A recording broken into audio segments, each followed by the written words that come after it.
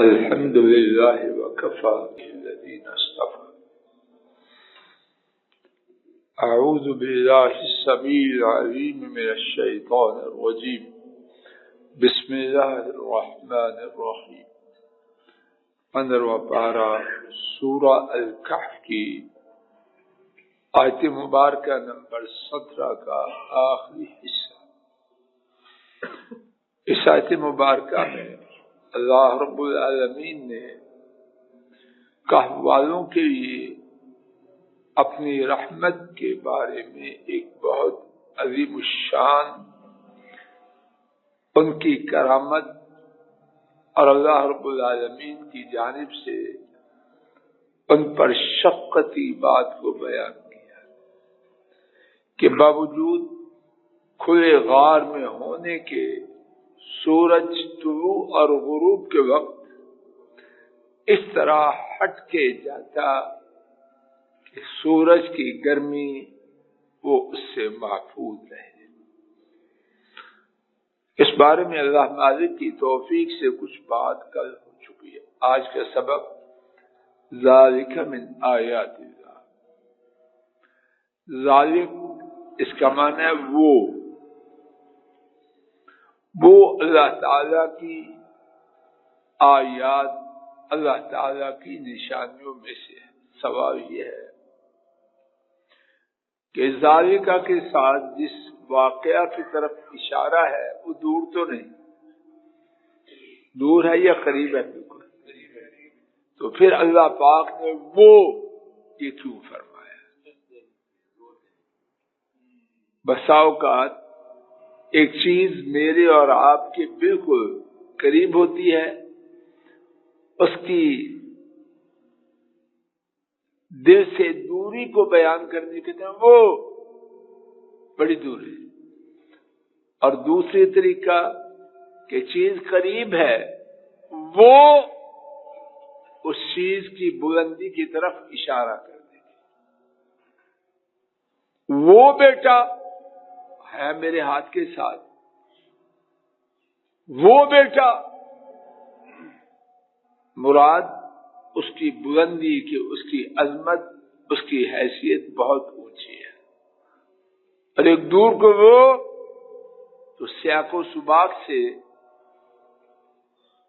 جب قریب کے لیے وہ کا اشارہ استعمال کیا جائے تو سیاق و سباق سے اس کا تعین ہوتا ہے کہ یہاں اس چیز کی عظمت کی طرف اشارہ ہے یا اس کے گھٹیا ہونے کی طرف. تو یہاں کس چیز کی طرف اشارہ ہے کہ اگرچہ یہ واقعہ اس سے بالکل قریب ہے لیکن اس کی شان و عظمت اللہ کے ہاں کتنی بلند ہے. آئیے سورہ البقرہ کا آغاز دیکھ لیجئے کہ بات مزید واضح ہو جائے. ذالک الکتاب، کتاب ہاتھ میں ہے، کتاب ہاتھ میں ہے اور اشارہ کون سا ہے؟ دور کا. وہ کتاب فضل الہی کتاب تیرے ہاتھ میں، لیکن اس کی شان تیری سوچ سے زیادہ اوپر ہے. اس کے بعد دیکھیے ذالک من آیات اللہ، وہ اللہ تعالیٰ کی نشانیوں سے. من یہد اللہ فہو المہتد، جسے اللہ تعالیٰ ہدایت دے فہو المہتد، اس کا ترجمہ فرمائیے کیا ہے؟ وہ ہی ہدایت یافتہ ہے. کیوں؟ یہ بات بیان ہو چکی ہے. اب جو بات عقیدہ کی ہے، عقیدہ کی ہے اور اس میں کسی قسم کی کمزوری ہونا عقیدہ کو کمزور کرنے والی یا برباد کرنے والی بات. کیا بات ہے؟ اس کائنات میں ہدایت دینے کی صلاحیت صرف اللہ، اللہ کے سوا کوئی کسی کو ہدایت نہیں دے سکتا. یہ جو کس سے بنا ہے، دیکھا تو تقدیر بدل گئی، فضول بات ہے.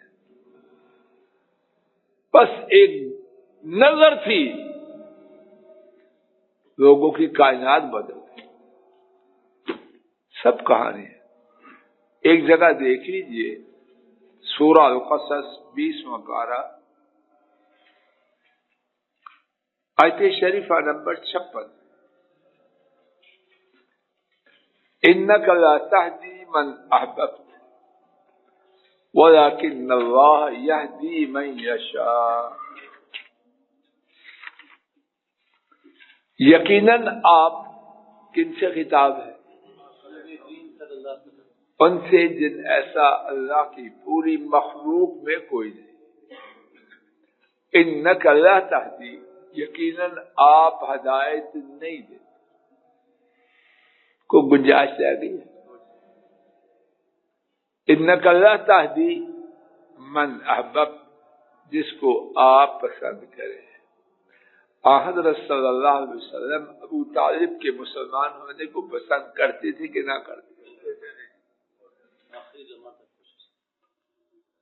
یہ نہیں ہوا. اور انبیاء کے واقعات دیگر کتنے ہیں.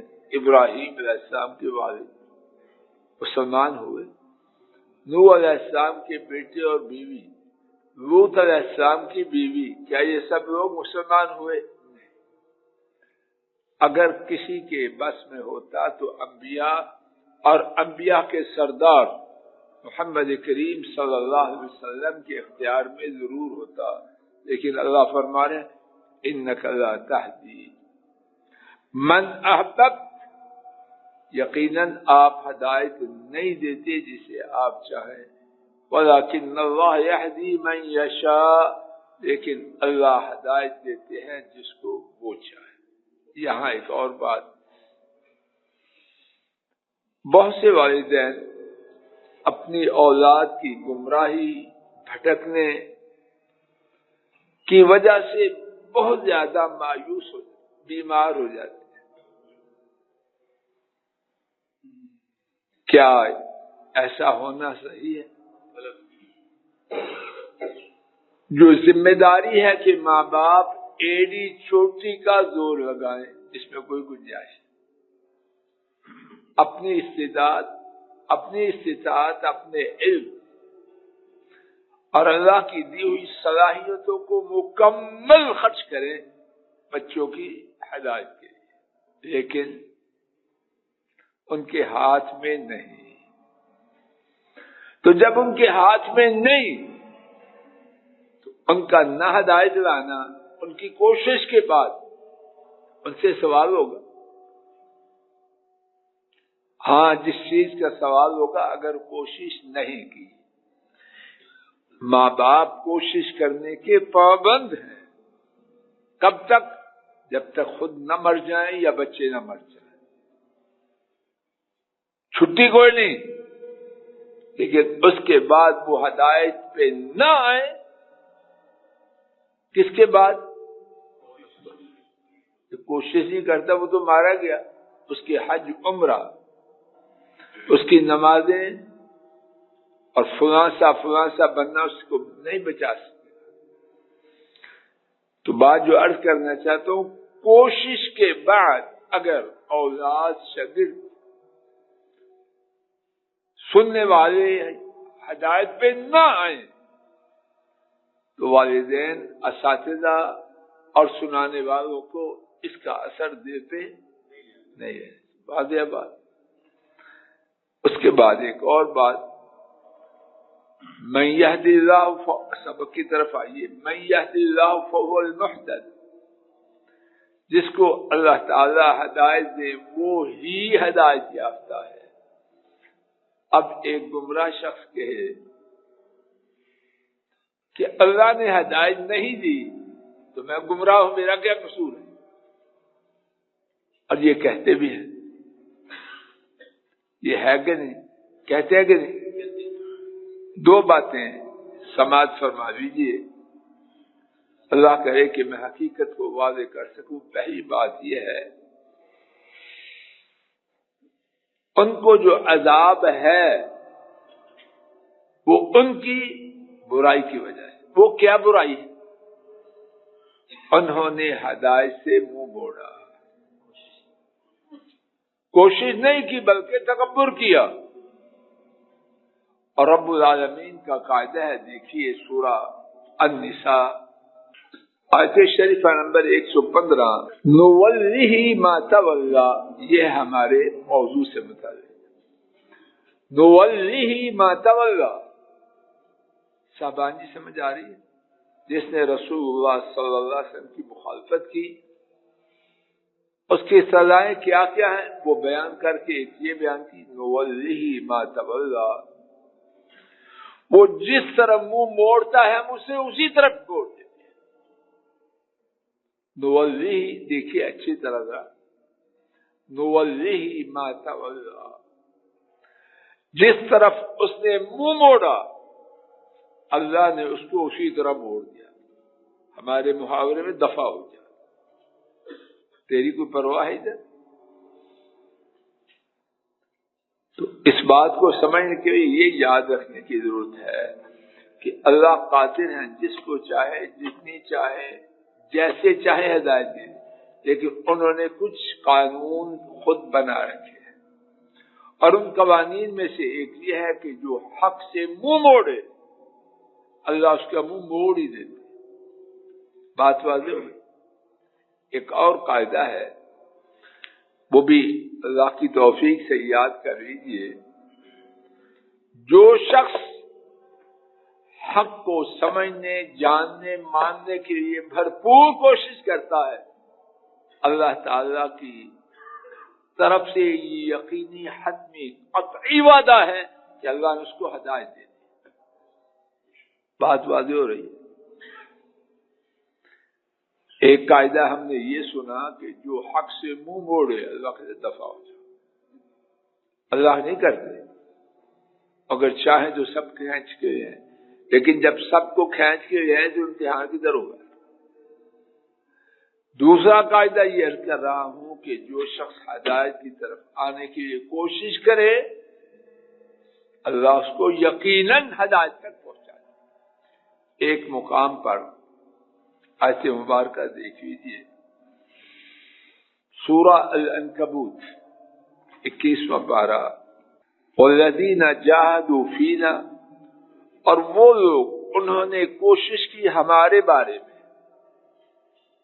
لنہدینہم، ایک ایک لفظ پر غور کیجیے، یقیناً ہم انہیں ضرور ہدایت دیں گے، لنہدینہم، یقیناً ہم انہیں ضرور، سب بولنا سبلنا، اپنے راستوں کی طرف۔ اب اس سارے بیان کے بعد شک و شبہ کی الجھن کی گنجائش رہتی ہے۔ پھر سنیے، ہدایت کا دینا صرف، بولتے جاؤ، نمبر 2، جو ہدایت کی طرف آنے سے منہ موڑے اللہ اس کا منہ ادھر ہی موڑ دیتے۔ نمبر 3، جو ہدایت کے لیے کوشش کرے اللہ اس کو یقیناً ضرور ہدایت کی راہ تک پہنچا دیتے ہیں۔ اب ساری بات کا خلاصہ قصور کس کا نکلا؟ بات واضح ہوگی؟ اب یہ آیت کریم، وَتَحْسُبُهُمْ أَيْقَاظًا وَهُمْ رُقُودٌ، الفاظ شریفہ کے معنی، تحسبهم، اور آپ انہیں گمان کرتے ہیں، تحسب، حسب یحسب، گمان کرنا، ہم ان کو، ایقاظاً، یقظ ان کی جمع ایقاظ، رقود راقد کی جمع، سویا ہوا شخص، نقلبہم، ہم ان کی کروٹیں بدلتے ہیں، وقلبہم، اور ان کا کتا، ذراع ذات یمین ونقلبہم ذات یمین و ذات شمال، ہم انہیں دائیں اور بائیں کروٹوں پہ موڑ دیتے ہیں، اور ان کا کتا اپنے ہاتھوں کو پھیلائے ہوئے ہے، بالوسید، دہلیز پر۔ الفاظ کے معنی پھر شروع سے دیکھیے، وَتَحْسَبُهُمْ، اور آپ انہیں گمان کرتے ہیں، ایقاظاً، یقظ ان کی جمع، ایقاظ، جاگتے ہوئے، وہم اور وہ رقود، راقد کی جمع، اور وہ سوئے ہوئے ہیں. وَنُقَلِّبُهُمْ اور ہم ان کی کروٹیں بدلتے ہیں، ذات یمین دائیں طرف، وذات الشمال اور بائیں طرف. وَقَلْبُهُمْ اور ان کا کتا باسطٌ ذراع پھیلائے ہوئے ہے اپنے دونوں بازوؤں کو، بالوسید دہلیز پر. لَوِ اطَّلَعْتَ عَلَيْهِمْ اگر آپ ان پر جھانکیں، لَوَلَّيْتَ مِنْهُمْ فِرَارًا تو آپ پھریں ان سے دوڑتے ہوئے، وَلَمُلِئْتَ مِنْهُمْ رُعْبًا اور آپ بھر دیے جائیں ان سے خوف میں. انشاءاللہ اسی مقام سے آئندہ گفتگو کا آغاز ہوگا. اللہ تعالیٰ اپنے فضل و کرم سے کہنے اور سننے کی غلطی کو معاف فرمائے، اور جو ٹھیک بات عرض کرنے کی کوشش کی گئی ہے اللہ تعالیٰ اپنی رحمت سے اسے قبول فرمائے. وصلی اللہ تعالی علی خیر خلقہ وعلی آلہ واصحابہ واہل بیتہ واتباعہ الی یوم الدین. آمین یا رب العالمین. آمین یا رب العالمین.